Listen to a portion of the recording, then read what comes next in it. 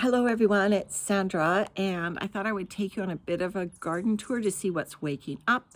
It's January 22nd, 2023. Been watching Nick and Steve and Terry take us on garden tours, and Peggy said she was going to do one. So here's a little bit of my garden, just what I could see just as we were headed out for a walk today. This pot of herbs has seen better days. This is sage, green sage. Probably have some purple sage in here as well, and some thyme. Actually, it's not the cold of the winter that did these in. It obviously didn't help. This tub has been going for decades, so I actually think it's water. As with most cold, what gets plants is dehydration, not the freezing temperatures. And this tub is under our overhang, and so if I just back up a little bit, you can probably see the discoloration line on the patio is right at the perimeter or the edge of this tub. So it wouldn't have got our snowfall. It doesn't really get rain, and I think what did it in was dehydration. I think it could have withstood the cold temperatures just fine. Too bad, might have to replant that. This tub, this container, is variegated ivy that I bought a 4-inch sprig of it in, let's see, 1991. And I've just been taking cuttings and propagating it all over my garden. Variegated ivy doesn't run out of control like English ivy does. But somewhere in here, there it is a hosta. That actually doesn't look like a hosta coming up, but actually looks more like a bulb of some kind. But there is a hosta that comes up through the middle here and blooms in the summer. Our strawberries aren't neat and tidy like Terry's, but look what I found. She found a strawberry on them. I'm going to eat it when I have Micah on the phone.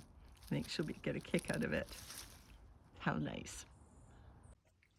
This is a miniature alstroemeria. Seems to have done just fine.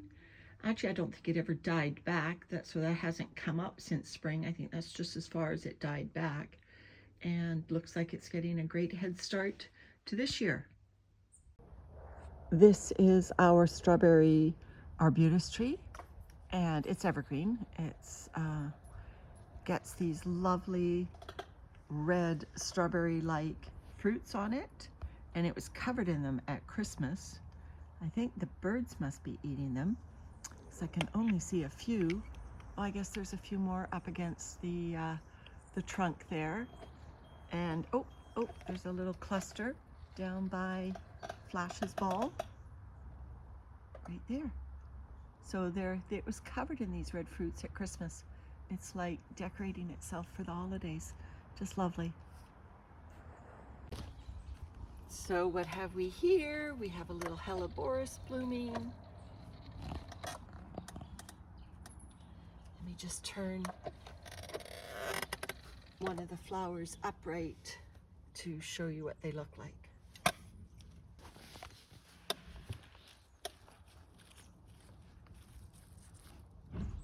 There it is.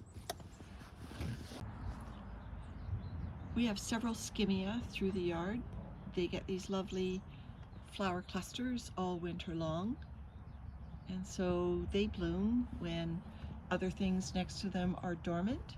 But there's rhodos getting ready, and even our camellia tucked in behind the gate is getting ready to bloom. One of my favorite dwarf rhododendrons blooms late, but look at the back side of the leaves are this lovely orange color, and they are a bit fuzzy, like a peach on the underside. So from a distance, you see the splashes of orange, and it blooms late spring.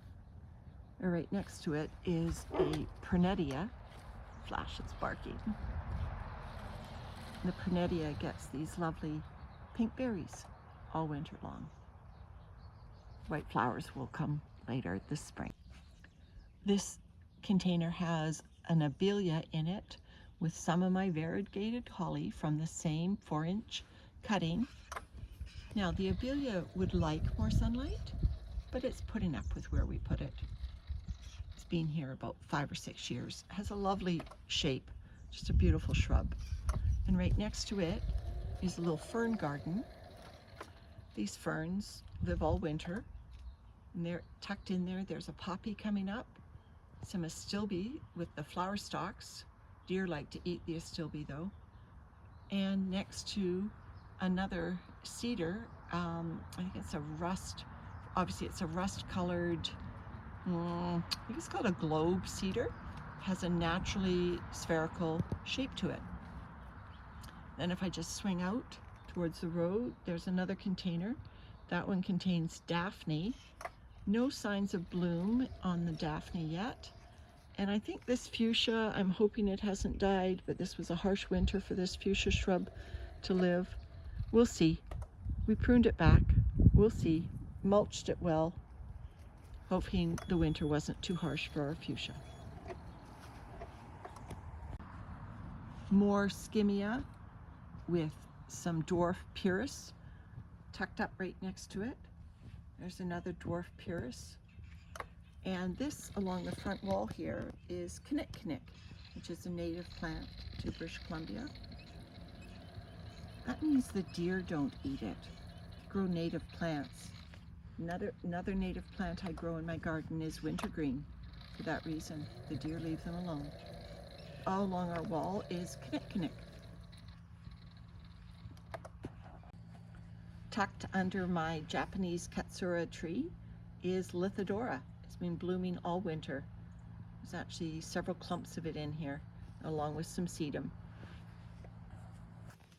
This is a much larger skimmia, obviously gets a white flower and berries. It's right by our front door, so it's lovely. These little ones are newer skimmia that we've planted. They have a pointy leaf like this big parent, but they have yet to show any berries. It does look like they get white flowers. So we have lots of large rhododendrons, but it's these small ones that I really love. This is variegated, and the flowers are a beautiful variegated purple. So look at all the buds coming. Just beautiful.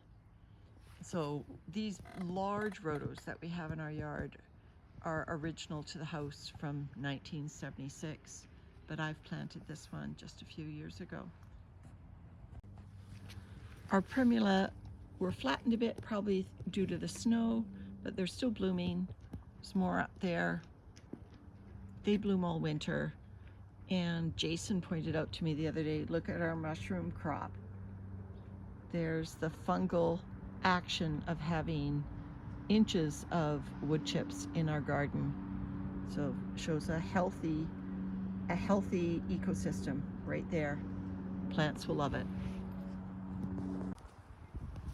So this large tree against our house is a summer blooming magnolia.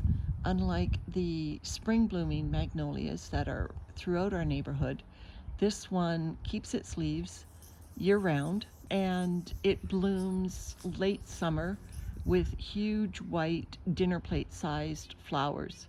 It's reaching for the sun, as you can see, competing with our huge pine tree and our neighbors' trees that are coming from next door for sun.